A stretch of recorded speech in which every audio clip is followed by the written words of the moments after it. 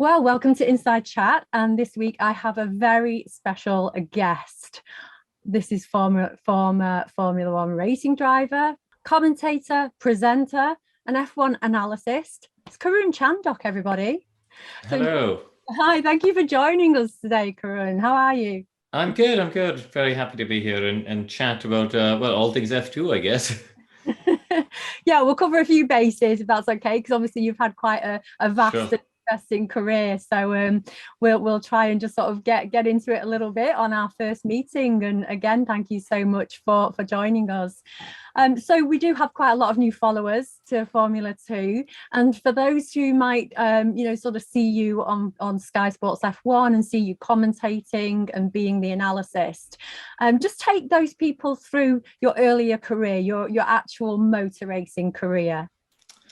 Well, I started racing out in India, but only for a year when I was 16, and then raced in Asia for a season before coming here to the UK. I came here to race in Formula 3 back in 2002, and then I've raced in all sorts, really. So, Formula 3, did a bit of A1 GP back in 2005 when I first started out. Then went back to Asia for a season in the Renault V6 series before going up to do GP2 for 3 years, and then up to F1. And so you're sort of, I think a driver's career is sort of broken into three parts really. There's the path to F1, there's the time in F1, and there's the path after F1, which in my case, was to Le Mans and to sports car racing, and then Formula E, and a variety of historic racing as well on the side for a bit of fun. And so yeah, it's been a fun and interesting 20 years of competing and in all sorts of places and all sorts of cars, which has been fun.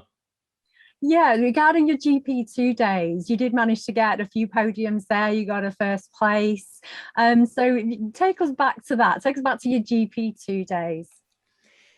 They were really interesting times, very intense because you're all young drivers fighting to fulfill your life's ambition of racing in Formula One, and you're tantalizingly close when you're in GP2 or Formula Two because you're in the same circuit. You're at the just outside the paddock. You're kind of looking over the fence, trying to get yourself noticed and get yourself into the Formula One world. And so yeah, the competition level is very high. It's very intense. The cars are good, powerful, fast cars to drive.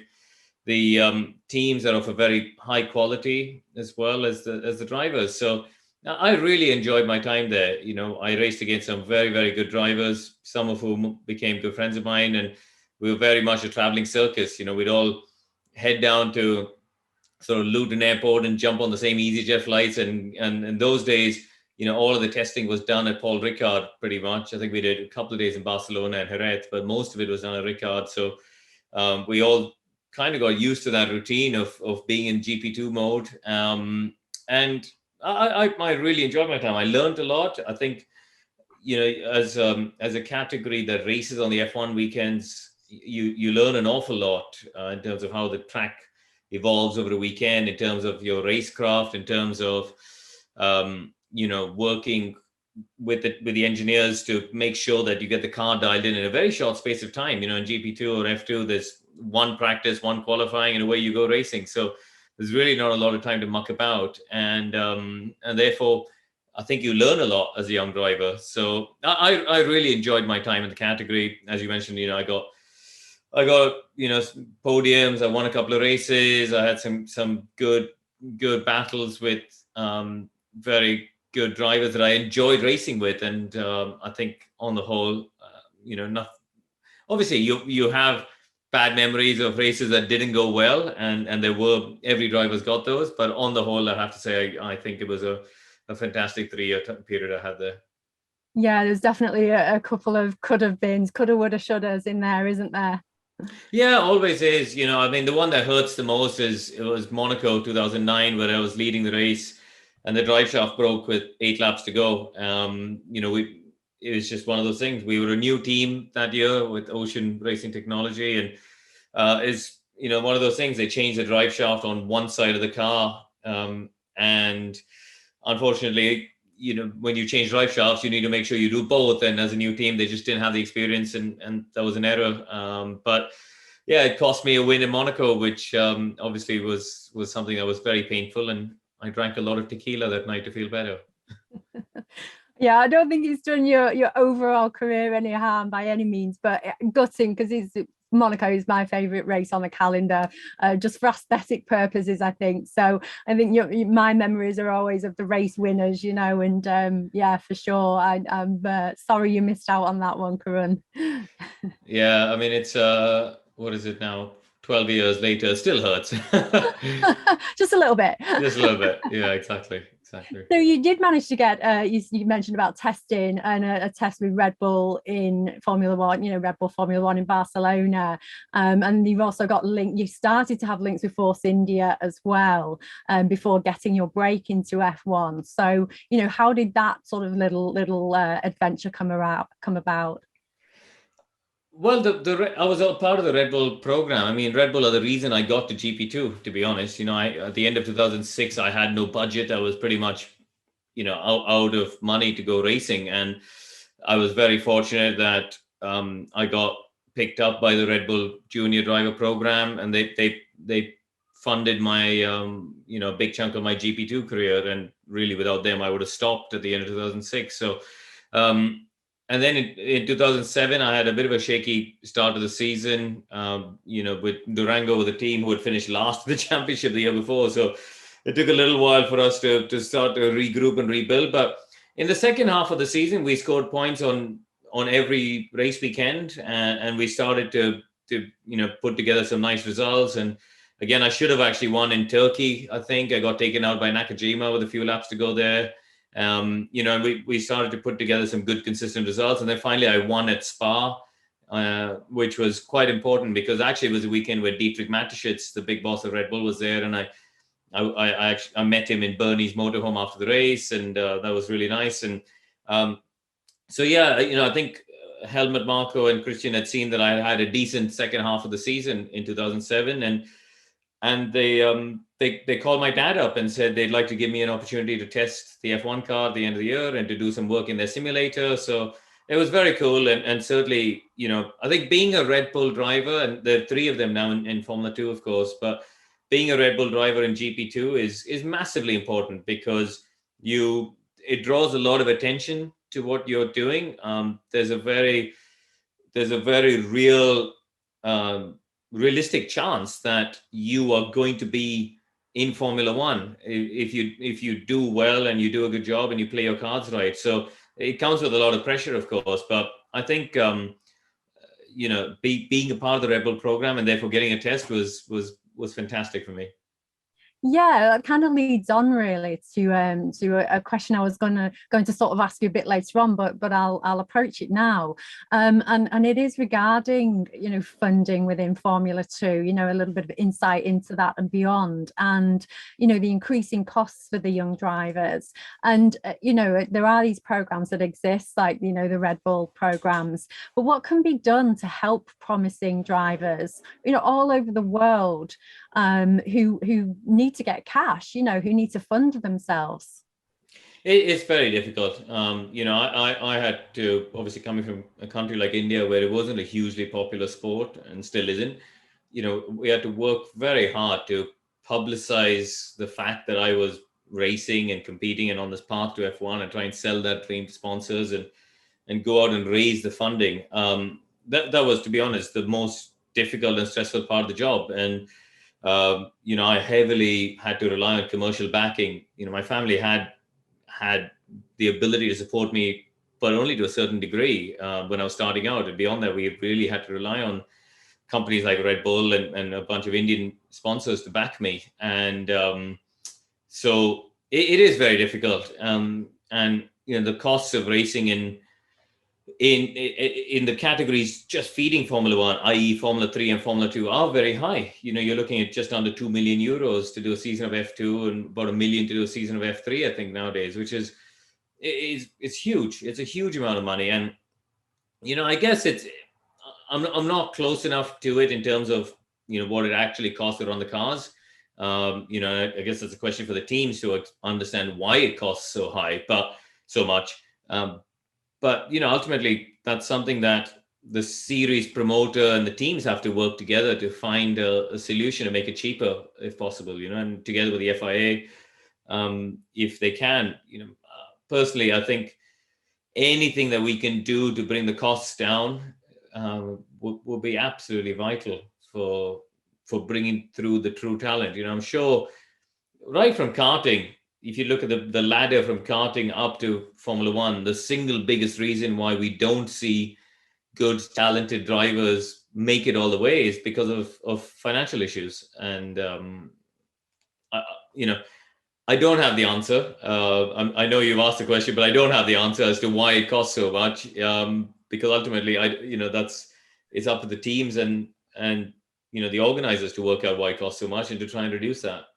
Yeah, that's definitely a question for my next interview for a team principal or team manager for sure. Yeah, I totally agree with you that that there's talent out there that may very well miss chances, opportunities, and waste that talent because of the affordability, because they can't do it anymore. And that kind of makes me wonder, is there anybody in your opinion that may have missed out, that you've seen as a talent, but may have missed out and have gone elsewhere other than into the higher formulas because of this kind of cash crisis in some instances? Oh, the list is endless. It's a massive list of drivers. If you look back historically, I think that there's so many drivers who you look at in Formula 4, Formula 3 even, and think, they could have and should have had an opportunity in F2 and maybe in F1, but they just didn't have the money to do it. I met a young guy called Nick Cassidy the weekend, who's racing in Formula E at the moment. Now, Nick was very, very good when he was racing out in Japan, but he didn't have the budget to do Formula 2, and he didn't have the budget to do FIA Formula 3 properly either.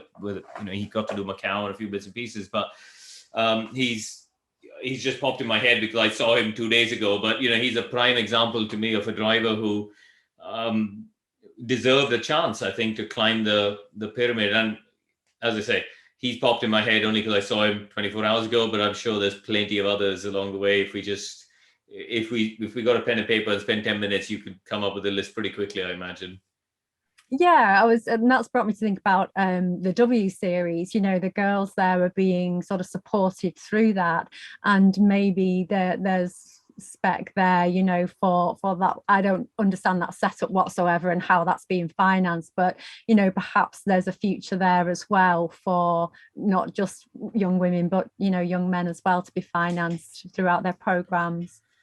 Yeah, I mean, W Series obviously has a very specific aim, which is to promote young female drivers, and I think that's fantastic what they do. I think Catherine Bonmure and her team, Sean Wadsworth and her team, they do a fantastic job with giving girls that platform to go and compete in single-seater racing, fully funded, which is a very rare opportunity for these young girls, and I hope they make use of it. The next step really is to find a way to create the progression for them, right? The winner the winner of W Series, you want to see her move to FIA F3 and not just compete in FIA F3, but also be competitive and be at the front and winning races and maybe fighting for the championship. And once that happens, I think that'll be a real catalyst to seeing a production line of these girls coming out of W Series. But I think that's massively important. It's the first step is to get a single-seater series like W Series off the ground to create the opportunity. But now you have to create the progression. And the next progression is to create the steps to FIA F3 and F2. And obviously their ultimate aim is to find a Formula One driver from W Series all the way, which is, you're looking at a 4-year plan after W Series, by the time they do a couple of years of F2 perhaps and 1 year of F3 or something. So it'll be fantastic to see how that unfolds, and good luck to them. Yeah, absolutely. I totally agree with that. And I think even the Girls on Track Rising Stars program, they're obviously kicked off last year, and that's giving opportunities in to start at the Formula 4 level, which again is a great opportunity for young women. And again, maybe a format that can be used for young men as well, that perhaps struggle with sponsorship. I met a big group of the Girls on Track participants who were at the Formula E weekend in London last week, and I like the fact that they're encouraging these girls to get interested and involved in motorsport, but not just as a driver. I think this is where it's really important. We recognize that we all look at drivers because they're the stars of the show, but actually, if you look at the involvement of people in the sport, the drivers of Formula One are only 20 people. You've got a traveling circus or a working circus, I should say, in F1 of nearly 8,000 people who work in F1. And if you look at the motorsport industry in the UK, it's about 40,000 people. So actually, what we need to be doing, and that's where I think programs such as Girls on Track do a good job, is to encourage these young girls to participate in motorsport, and not just about being a driver. They can be engineers, they can be lawyers, they can work in the media side, they can work in the commercial side, the marketing. They can be mechanics, they can be data analysts, aerodynamicists. We're very fortunate that in motorsport you could pretty much use any qualification and work in the sport. Really, we have such a unique situation where you blend the technological and sporting and commercial sides of the world into this one fantastic sport. And I think, I would say, of course, everyone dreams of being Lewis Hamilton, right? Everyone dreams of racing and winning the British Grand Prix and winning the World Championship, but not everyone can. And even if you can't follow that path for financial reasons or whatever other reasons stop you, I don't think it should stop you from getting involved in the sport. And I would love to see more women getting involved, really. Yeah, 100%. Absolutely. We did a series of interviews of the women of Formula One, the company, a little bit earlier in the year, in association with Girls on Track UK, Motorsport UK, which you're a little bit involved with these days, aren't you? And, and that was an insight into females across the board and what their role is at Formula One. And even they gave such a great advice for young men and young women that were watching across the world, who have a passion for the sport, who can't necessarily come and work in the UK, but the ideas were there for what you can do in your own country. Yeah. And I totally agree. And I've just touched on that. So just let us know a little bit about your Motorsport UK and your involvement with that. Well, I've joined the main board of the organization. So obviously, the board of directors is the executive management part of the organization. And in recent times, obviously, David Richards has been heading up Motorsport UK, and with Hugh Chambers, who was the CEO, and both of them have a fantastic history in motorsport at ProDrive, and now they've gone on to the administrative side, and they were kind of looking for a bit of support. The first project I've been involved with is the Formula 4 project, which we're looking at what really the future of Formula 4 in the UK should be, and there'll be some announcements coming out about that in the next few days. We're looking to restructure a few things on that, and really, it's a question of trying to give back to the sport. For me, I've been lucky to have enjoyed 21 years in the sport, and have gained a breadth of experience, whether as a driver or from the television side, or from helping to run the Indian Grand Prix, or helping to work with Bernie on the TV rights. And I've had a fantastic opportunity to look at the sport from a variety of angles, and this is my chance to try and put some of my own thoughts and ideas into shaping the future of the sport. There's lots of things I'd like to do. I'd like to make karting cheaper for kids. I find it frankly bonkers that children are spending £150,000 to go a season of British karting these days at the highest level, which just seems absolutely mad to me. So, there's lots of things, but, Rome wasn't built in a day, and you can't just go in there and run wild and start chucking all your ideas out there. You have to work within the system. You have to work within the system of the FIA, of course, because at the end of the day, they're the world's governing body. And but I'm very optimistic that the team that David and Hugh are putting together will mean that Motorsport UK will be much more actively involved in the future of the sport, and not just somebody that people think of once a year when they have to renew their licenses, because that's frankly what happens nowadays. Teams and drivers think of Motorsport UK once a year in January, and they go, "Oh, I need to do my license," and after that, they don't remember them for the next year. So, I think, hopefully, we will start to see some changes in that. Yeah, I kind of foresee, we were talking about the abundance of drivers coming through. Now the feeder series, now they have that wonderful structure in place, from F4, F3, F2 up to F1. But what happens to this wealth of talent? Not, finances to one side. You could have a season where you don't just have 3 great, fantastic drivers coming out of Formula 2. You could have, 10 or 12. And what would happen to those? Where would they go? They can't all step up into Formula 1.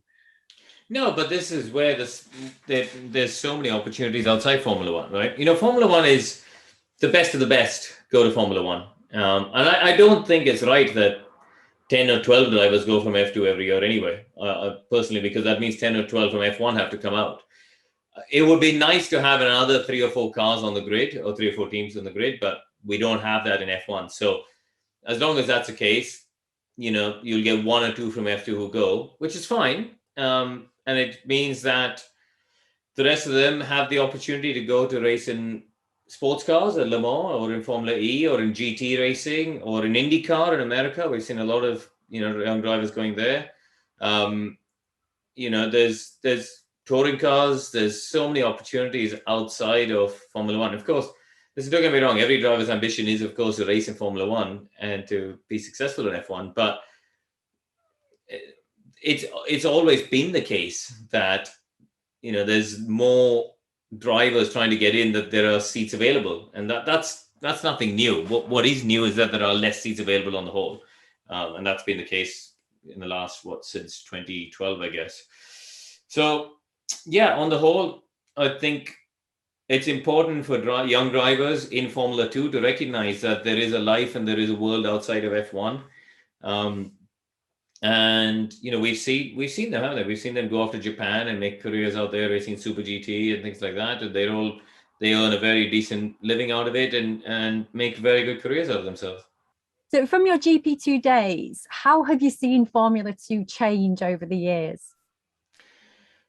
It's changed in some ways, and it hasn't changed in others, to be honest. I think a lot of the teams have obviously changed ownership and changed hands, but actually when you look beyond the names, you still look up around the pit lane. I recognize most engineers and mechanics and people who are running the teams, which is nice. And I think the biggest change that came is the switch to Pirelli tires. That fundamentally changed the way that the drivers go racing. To be fair, that's the same in Formula 1 as it is in F2. When I raced in it, we were still on Bridgestones, and that was a very different type of racing, a very different tire.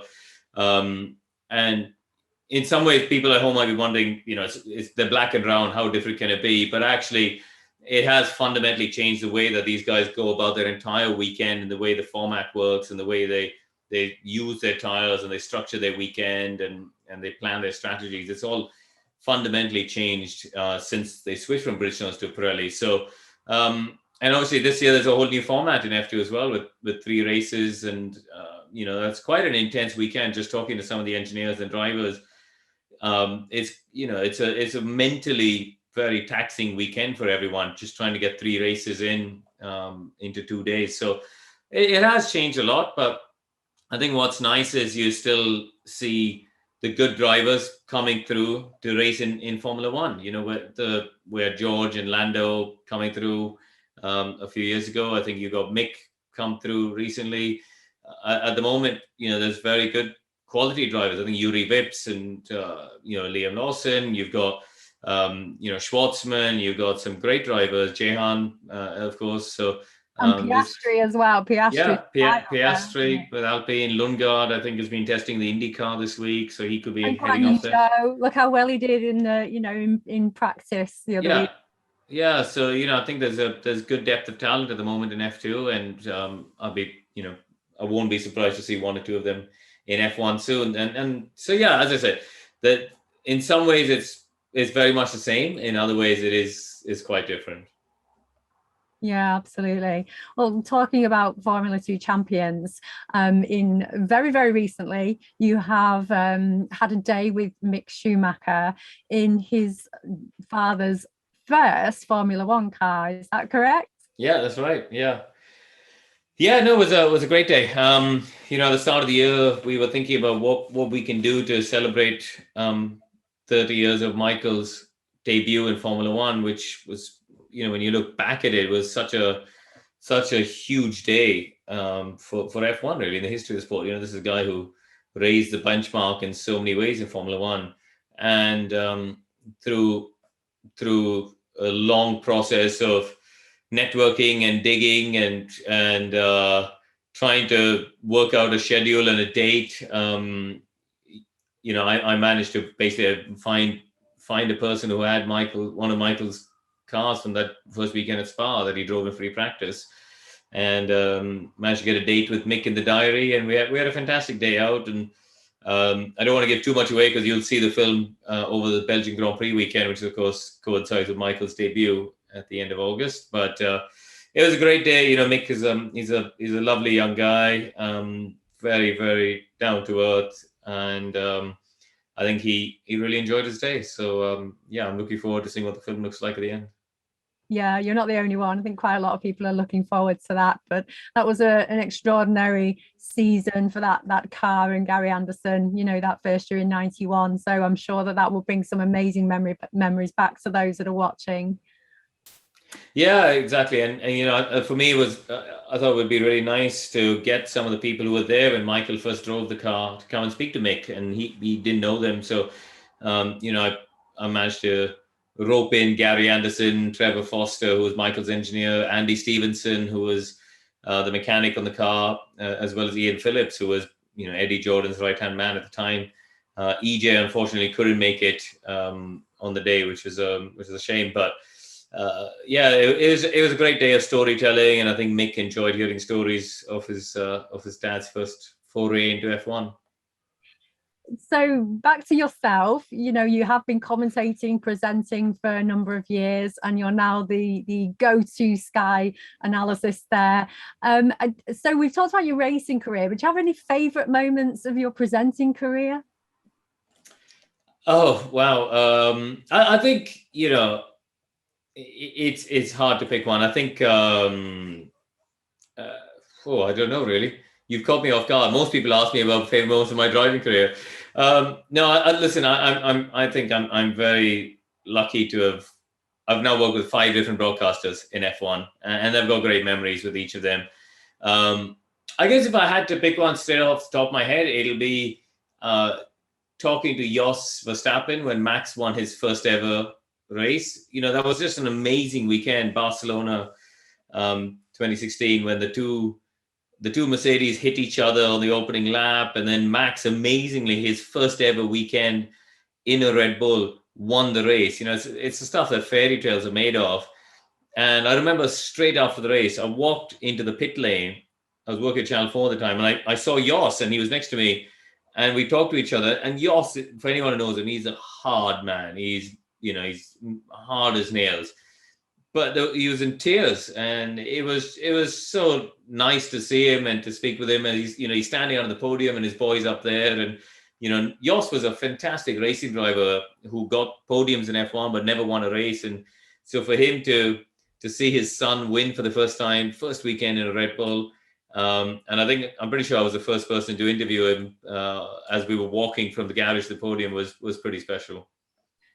Yeah, it absolutely was. As somebody watching and as a fan, it was an extraordinary weekend. And for such a young man to come along, and and what at the time he hadn't even had his normal road driving license, I think, which was or that was just previously. But that year was extraordinary for him to not even be able to drive on the road and suddenly find himself in a Formula One car, on these racing tracks. And that has changed. The age limit has changed now, hasn't it? So I'm not sure that would happen again. Yeah, exactly. I mean, he's changed. Every once in a while you get these drivers who come along who are they're once in a generation talents. Michael, Lewis, Fernando. You could go back over time, of course, but Max is unquestionably one of those.